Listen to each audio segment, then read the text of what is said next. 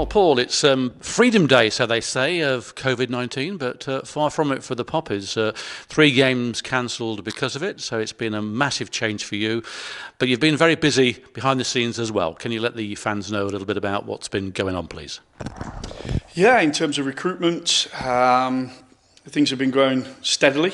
There was a plan, there was a plan coming into the close season anyway about the duration. The players that we had highlighted initially, but also players that we'd have to look at in the later stages. We think we brought in 1 or 2 good players.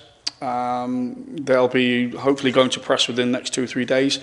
But we know we're going to have to be patient to bring in a little bit more quality. I'm looking for a number of quality now to bring in players who played at this level, experienced players, good experience that'll add to the good young players we've got. And if we get the players we want, yeah, I think it'll be very. I think the supporters will be very excited. But like I say, it's we've got to be patient, and we've got to get the right player for the right kind of finance for this football club. Tonight we should be playing against Brackley Town in the Newland Shield. That seems to have gone to pieces with the Corby game also being postponed because of their FA Cup involvement. You're playing 11 against 11 tonight. You've had 2 pre-season friendlies so far. Is it going the way you want at the moment? I dislike pre-season anyway, so I'm not really one that gets concerned with pre-season. As long as we hit the first game of the season with the right kind of fitness and with the squad in a more balanced state than it was last year, then I'll be happy. We've looked at the ups and downs. I think COVID's here with us, for the next 5-10 years. So we've got to look at that, plan accordingly, and make sure that we're trying to be one step ahead of it, which is going to be tough because it's caught a lot of clubs out now. But yeah, it's one of these things we've just got to get on with. We put a policy in place with our players to just make sure that we're covering ourselves. But it's a virus that's caught everyone out. So will it come in our camp? I suppose it will be. We've just got to get around it as much as we can, Paul, and plan accordingly. You said in the press and to me privately that you've been looking at the scouting regime at Kettering Town Football Club, and I believe that you've put a new strategy in place for the club. Yes, that's the one thing I'm really, really excited about. I think the last sort of 2 years have frustrated me a little bit.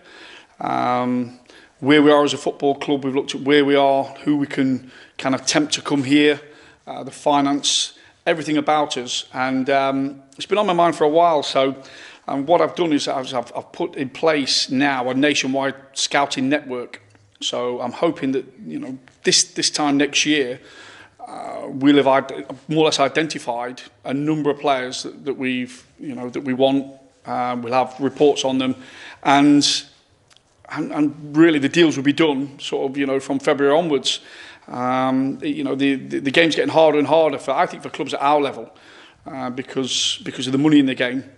So what we've got to do, we've got to plan accordingly, and that's what we've done. I've got my own staff. I built it around a blueprint of how I've worked in the past with other clubs, Cardiff, Tranmere, etc. And we're going to implement that this season. There'll be one person at the helm that oversees it, who I trust. And he'll have he has already got a number of scouts, North East, North West, Midlands, South East, South West, and quite another other places that are going to be covering games on not just a weekly basis, but a couple of times a week in those areas. So those all reports will come into a hub, and then me and my staff will look at those in depth and highlight certain individuals that we feel are going to be good for us next season. As well as that, there's the opposition analysis that we've lacked in the past that I wanted to implement. So I'm really excited about that. It's like another arm to what we're looking to do. Early days yet, but I would have thought in the next 6 weeks. I've spoke to the person that's running it. He's really, really positive about some of the feedback now, and the biggest thing is it's not costing anybody any money. We're taking volunteers who are covering games, giving us rundowns. There is a process to how we'll assess a player. That will ultimately mean myself, John, Ben, senior members of staff will go and watch that player. But yeah, really, for a club at our level, the thing we're trying to put in is unbelievable. It's up there with sort of League One and Championship sort of scouting systems. We've got a couple of pre-season friendlies to go before the season starts. Maybe another one in midweek. We'll bring you that information if and when we can. Works Uptown, Colville and Corby are still there. All going to be positive games. Yes, we've got one penciled in now for this coming Thursday. The boys have worked extremely hard and just need games now. We've done really well, I think, in the 2 games, especially judging by the heat, etc. We've done really well. But I think now we need to up the test. I'm talking to a number of professional clubs about going to play them behind closed doors, on their training grounds, because I want to see. I know what we're good at. I know our strengths, but I want to know what our weaknesses are now. But saying that, Paul, the squad for me is nowhere near complete yet. The fans will see. We'll try and get them over the line now, so the fans will, will have an understanding of who we've signed. But on top of that, I'm really looking to bring in, 3, 4, maybe 5 players that I think are really going to take us and make us better. To do that, we've got to be patient. Sometimes you can get a bloody nose. I was playing, we've got Corby, we've got Brackley to play again. I understand the passion of local derbies, but I would rather be a progressive club and do better than we did, in the previous 2 years. Lose two pre-season friendlies and do better in the league. So I've talked to the chairman or the board about it. I've told them that it can sometimes get a bit eerie waiting for these players, but I do think we need better players and a better, smaller squad, stronger squad to be competitive next year. I suppose then, Paul, really for the fans, it's a case of watch this space. Absolutely. Excited that some of them might be coming in tonight to watch us train.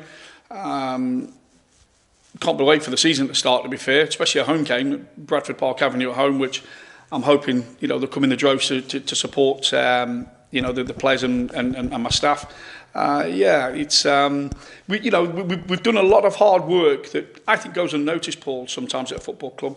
But when I came here, I said I wanted to build the foundations. And we're slowly putting some real football infrastructure into this club now. Something that, when I'm long gone and, that infrastructure will still be there and will still be really good for, I think, Kettering Town Football Club to keep heading up the ladder and get to ultimately where they should be. Okay, Paul, thank you. I won't say best of luck tonight because it's 11 versus 11, but it should be an interesting evening if the Thunder doesn't come down and wreck the game for us. That's all we need. But we'll be speaking to you again in a little while. Thank you, Paul. Thank you very much.